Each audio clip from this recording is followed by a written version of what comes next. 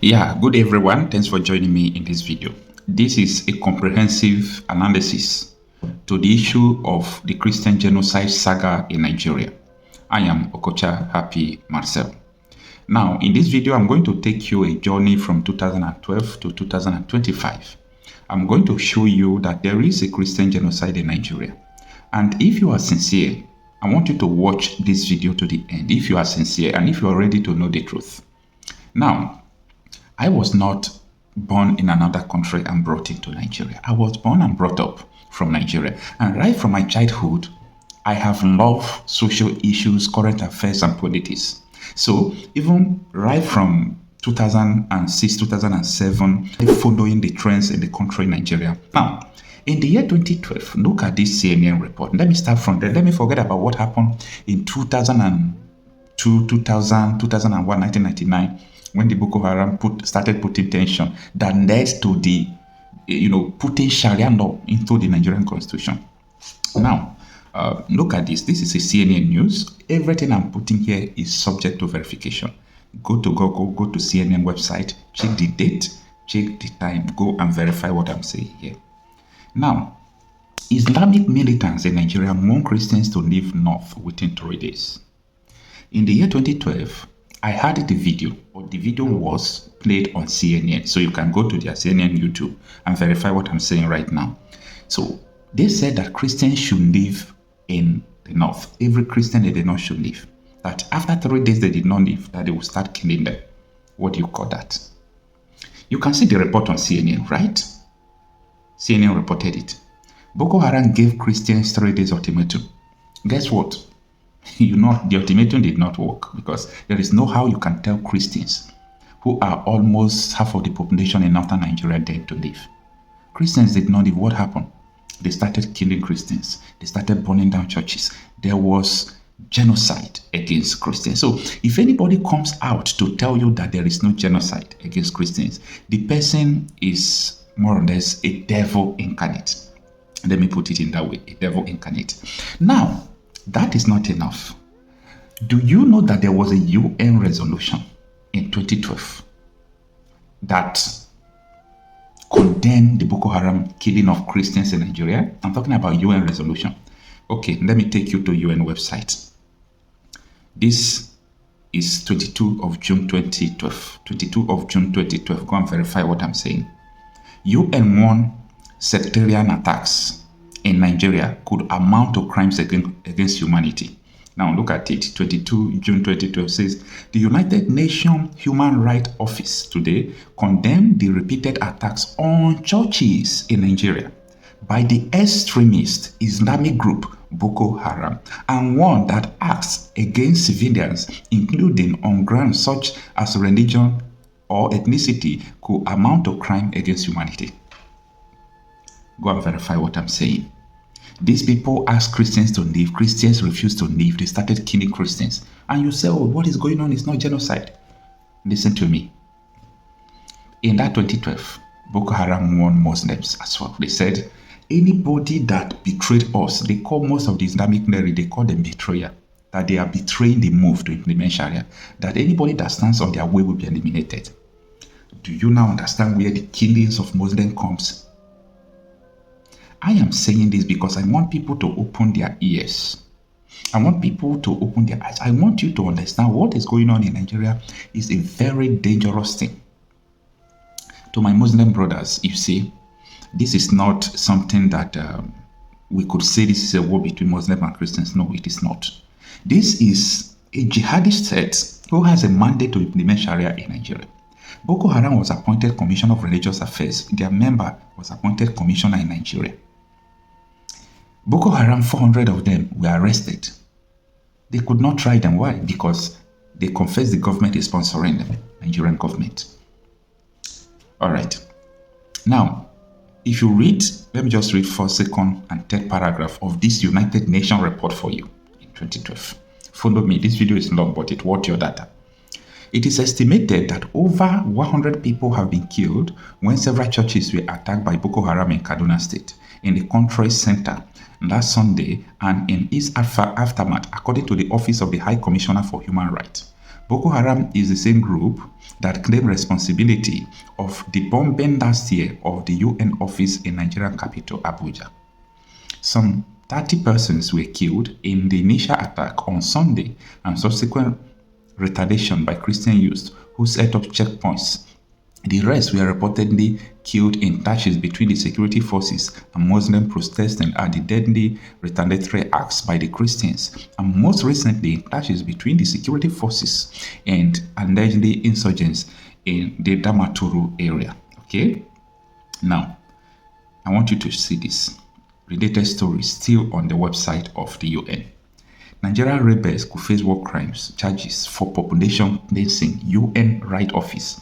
UN agreed that the purpose of Boko Haram killing in the north is because of ethnic cleansing. They don't want Christians in the north.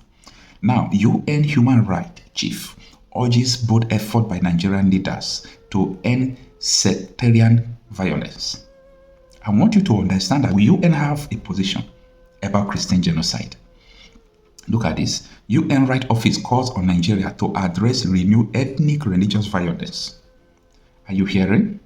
UN have a position. Now, this thing will shock you. This is 26th of January 2012. Perpetrators of heinous attack in Nigeria must be brought to justice. Security Council. 2012. This 2012 was the time Nnamdi Kanu started Radio Biafra. Everybody started preparing, warming up to leave Nigeria because Boko Haram are being sponsored by the government. They saw that this thing is not going to end. That was where everything started escalating in Nigeria. So for anybody to come out to tell you that there is no Christian genocide, the person is blind. You see what Rufai Oseni and the rest are saying on Arise News? It is a bullshit. Whatever anybody is saying, you hide the truth. UN have a position that there is a Christian genocide in Nigeria. I mean, United Nations have a position. And you are here talking rubbish.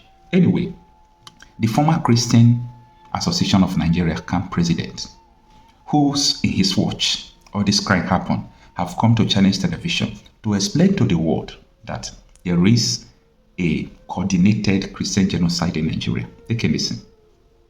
Boko Haram is an Islamic sect that sees the federal and northern state government as well as political and religious elites are morally corrupt. Boko Haram rejects the West and the secular state and seek the universal implementation of pure Sharia law. Pure Sharia law is to say that Christians are not existent in those places.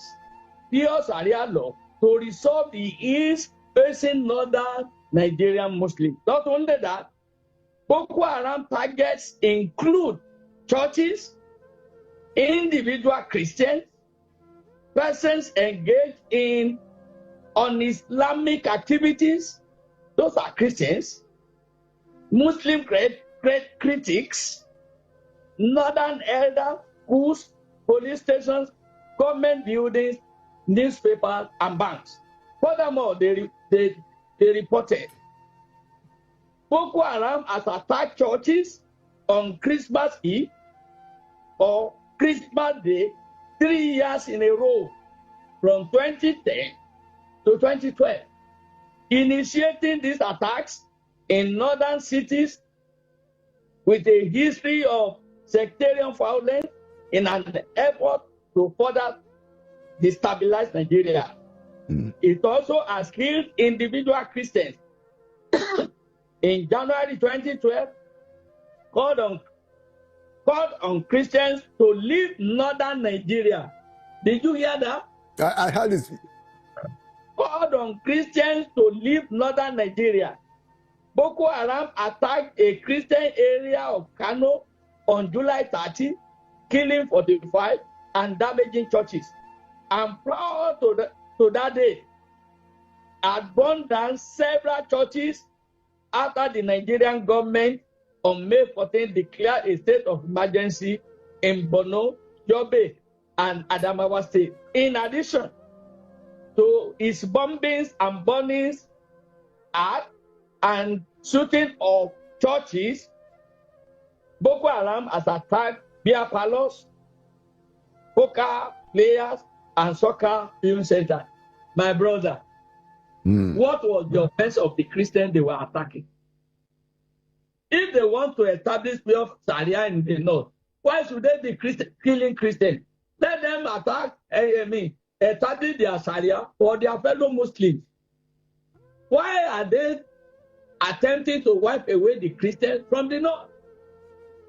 Is there any country in East Africa where it is only one religion, the religious group in any region? We are intertwined. What was the offense of the Christians that necessitated them wiping away the Christians from the north in order to establish Islamic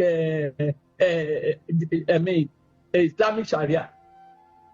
If you know that people with that type of silly idea didn't have respect for human beings, especially the Christians, any on Islamic practice, they said they were out against it, which means right from the beginning they declare war against the Christians. When we are talking of genocide, is it because they have not killed many Christians?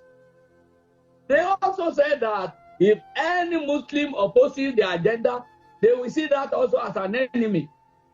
We are not saying that they didn't kill others, but there was genocide on Christians in Nigeria because they killed our members in large numbers.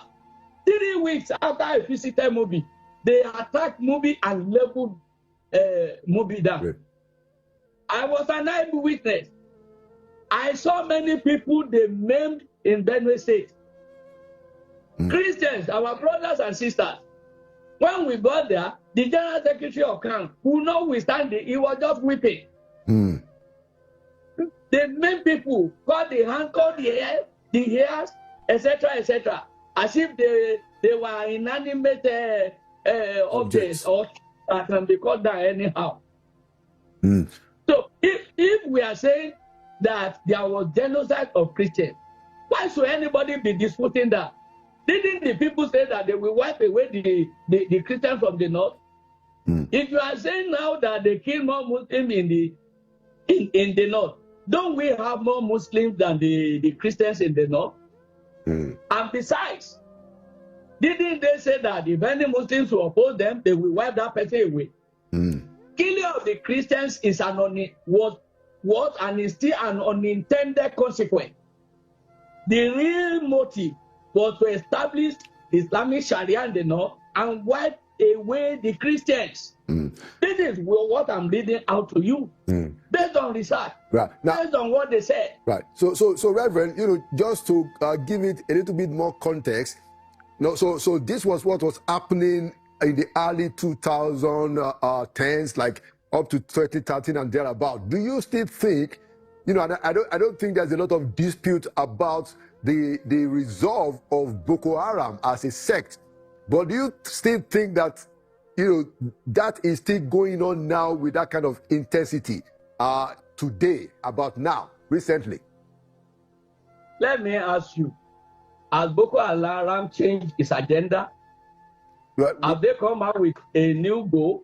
No, a new objective? Absolutely, we've not had that. You are right, sir. So I don't think that question will be necessary when they have not changed their agenda and their intention, and when they have not stopped killing Christians. Okay. Up till now, are they not still killing Christians in Benue? Are they not still killing Christians in Plateau? Right.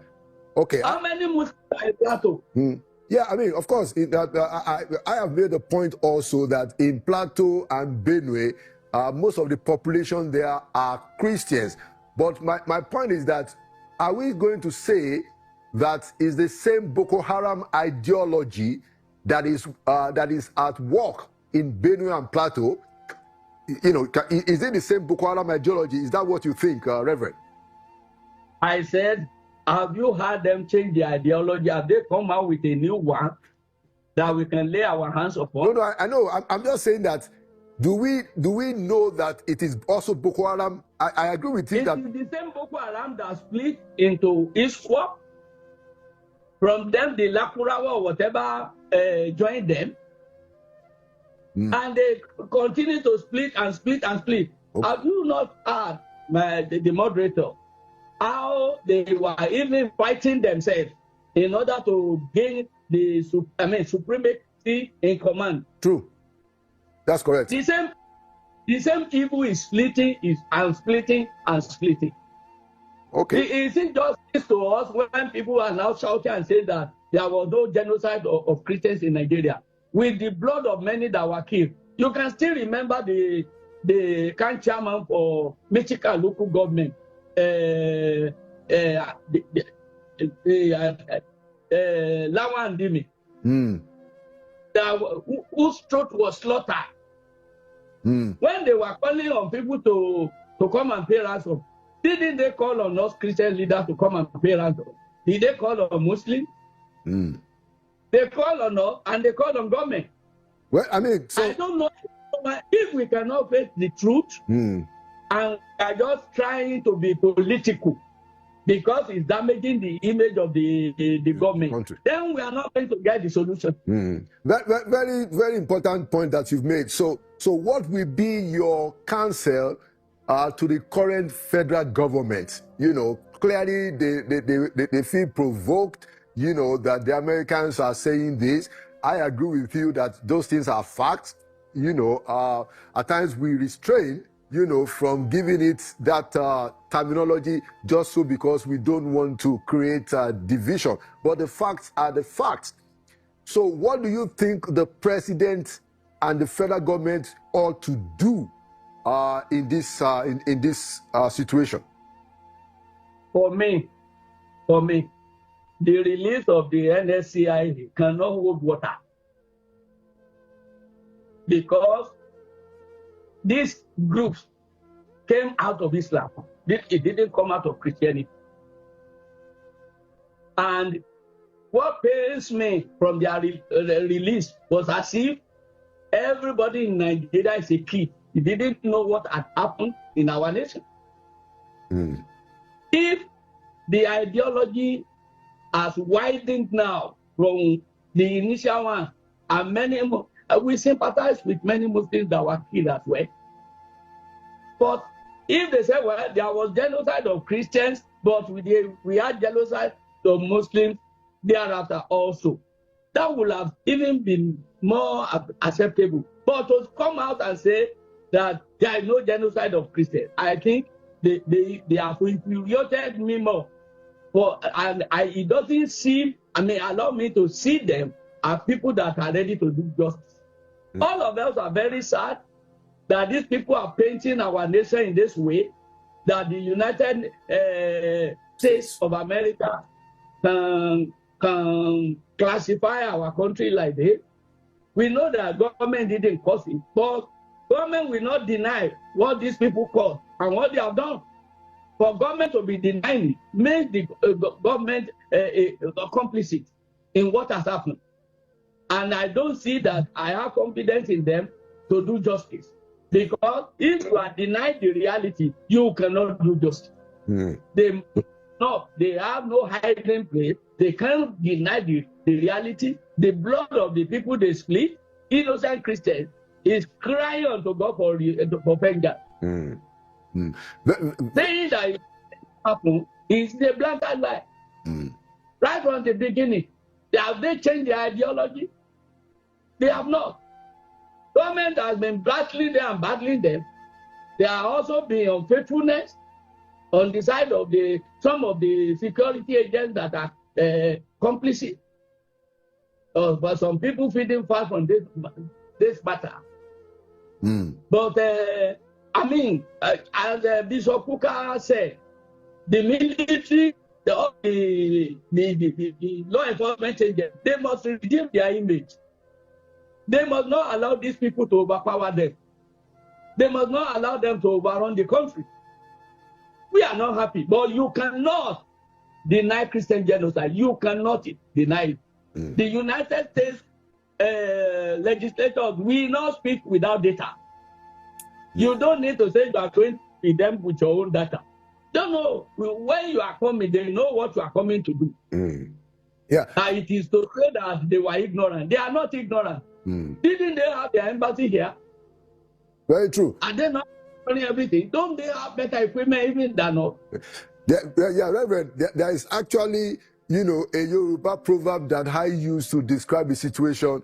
The Yoruba will say that ara ile eni lo mo si amudi. Were lara itankwe. So even if we want to say that, okay, we don't want to cause disaffection, this is just mere sickness, outsiders don't owe us any obligation to call it whatever it is that they see it to be. Which is why I want to ask you that, won't you demand of the government to terminate all these killings, whether they are Christians or Muslims, that there is just too much killings happening even currently? Currently as we speak in Benue and Plateau. Clearly, those two states are Christian dominated. Won't you make a clarion call to the government to end these killings, Your Eminence? Yeah, OJ, now that economic interest has really crept into this matter, we may say that they are killing indiscriminately. But right from the beginning, the agenda was made known. It was clear. I was listening to one of the senators on this your channel, Dunning Politics Today, saying that voting is a constituency, that they were killing Muslims. Are we saying that they are not killing Muslims now? But when they started with the agenda of establishing Sharia. Sharia is not Christian. It's not a traditional religion. It's Islamic. And they said that any Islamic practice, they are going to be against it. They were going to wash up people away. Any Christian from the north, they were going to wipe away. Can't you remember what they did in Southern Kaduna? Now for the present governor who is trying to address the problem. Yes, but being more objective. Now that it's being more objective, is anybody crying like before any longer? For people that we think that we rescue the situation, when they are unfaithful, when they are biased, when they cannot address the truth, then the hope is lost. So these people are just playing to the gallery, politics. Politics, defending their daily bread, not defending Nigeria. Okay. Not defending. Yeah. Get politicians the way they are behaving. Yeah. So I wanted to follow up that. So the members of the Nigerian Senate, they said that they are concerned about it. They are denying it, like you said, and they have a plan to travel to Washington, D.C. to go and meet members of the U.S. Congress to discuss this matter over. What do you think about that? Let them go there and make their shame there. Because the United States Congress will not adopt a bill or any proposal without evidence. And they cannot take the evidence they have over there from them. They cannot. They cannot. Which research did the Senate, has the Senate ever done any research? Which research? When did they commission the research body to do research on this killing? When did they do that? Many Christian bodies are written, documented the genocide we paid again and again. The government didn't call them to see what we can do to collaborate together. They didn't. These politicians will just only defend what will give them the financial advantage and power overall. Don't love us. They love themselves. Okay.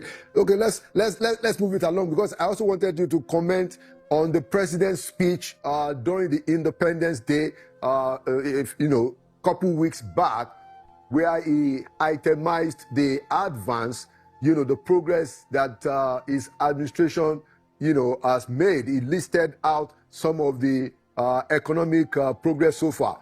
Now, I wanted to ask you, what's your comment on that? You know, you said that there is GDP growth, that our foreign reserve has now become quite, is getting more buoyant, I think over 42 billion, and some other progress that they have made.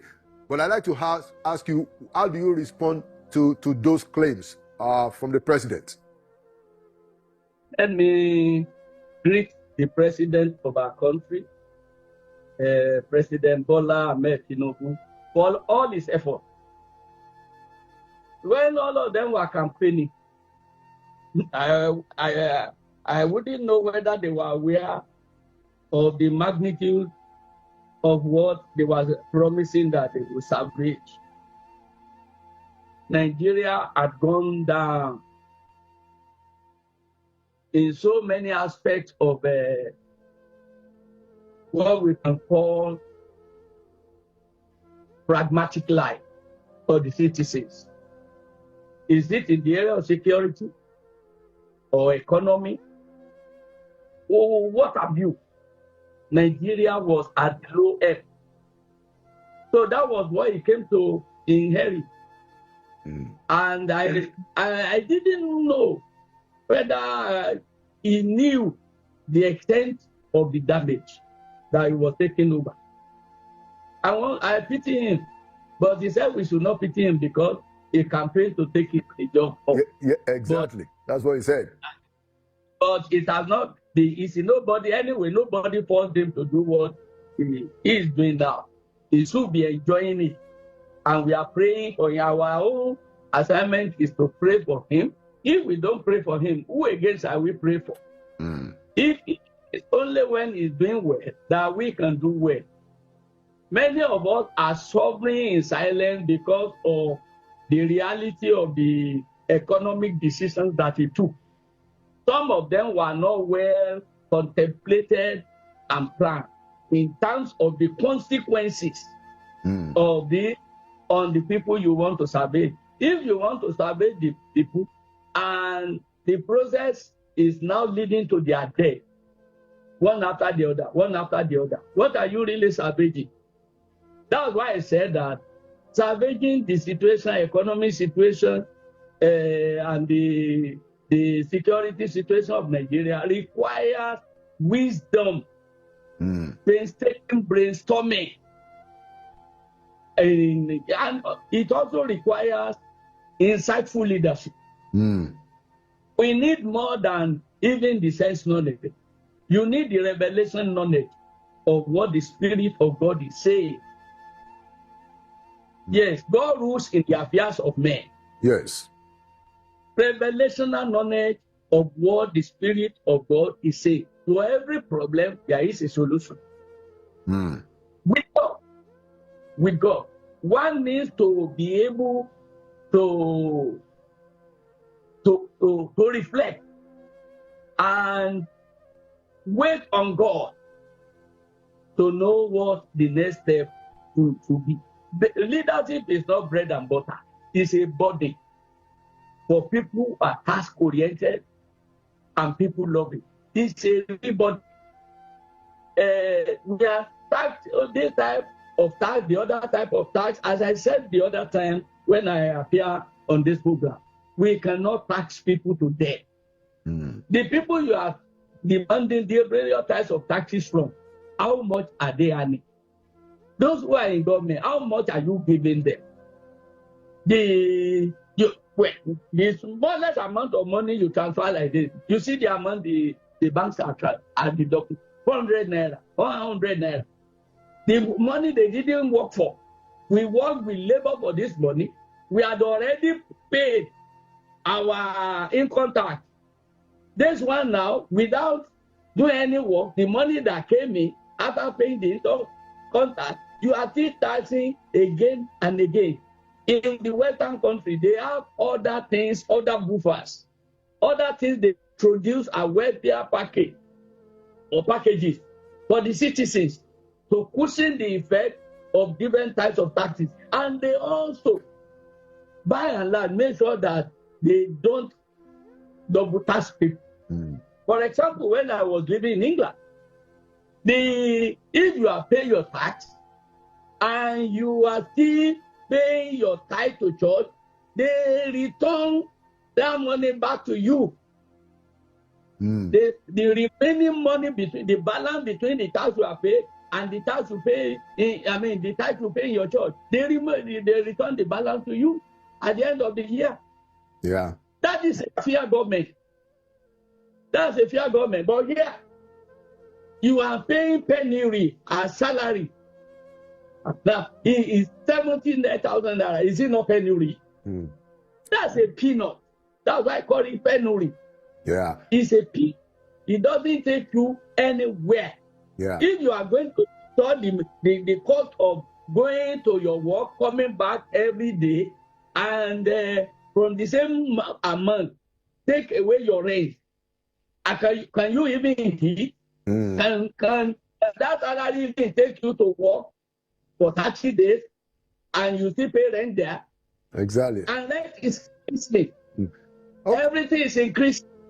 How do people survive? How will people not steal in office? So it's not an excuse for stealing, but this office has already occupied 2/3 of the active working hours of your employees. It has taken active part, 2/3 of their working hours. Okay. So even to add any other thing, how will they be able to add any other job? Yeah, thank you, Reverend. Point well made. Hopefully, with the new tax regime that is going to start next year, I think government has said that people who are earning a particular amount of money will not be taxed. Let's see how that goes. But I want you to also share your take on this. There's a lot that is happening because of the 2027 elections, defections, opposition, politics. Now, I wanted to ask you, do you have confidence in the way our democracy is evolving, with all these things? Do you think we have a strong opposition? Do you think our politicians are committed to the people's interest? When you see all these defections and stuff like that. I wanted to have your take as we conclude, Your Eminence. I don't want to dabble into the issue of the politicians and so, but I don't see any very strong democracy where the opposition is not strong. Look at the parliament in the government in the United Kingdom. See the one in the United States. See, look at it everywhere. I was hearing that the ruling party is putting pressures on people, on governors, etc., to come and join them, and maybe also perhaps threatening them that if they don't come and join, some of them will forget about their second term. And if anyone that understands the type of politics being practiced in Nigeria, who doesn't know that the incumbent federal power is in control of a lot of things that has to do with election? Who doesn't know that? The only time that the thing changed was the time of Jonathan, who decided to declare to all. But if he had wanted to use the power that he had, he can still use that to turn the tide to himself. But the situation that is happening now is not palatable for us in Nigeria, where all the opposition parties will not be able to boast. Well, probably they will not be able to boast throughout the federation of 20 parliamentarians. And it gives excessive power to the executive. It means any bill can go, which may not serve the interests of the people. And they are already saying that the party is supreme. The party is supreme. Because if you are heading any other arm of government, and you cannot dance to the tune of the executive. Their party controls the parliament. It's either you are or you are not allowed to return for another term. That's the end of the career. This is not good for Nigeria. Okay. Because of democracy is the one where the opposition will continue to ginger the ruling party to do the needful. They will be able to bring out their loopholes. But when that opposition is no more existing, then we end up having a dictatorship.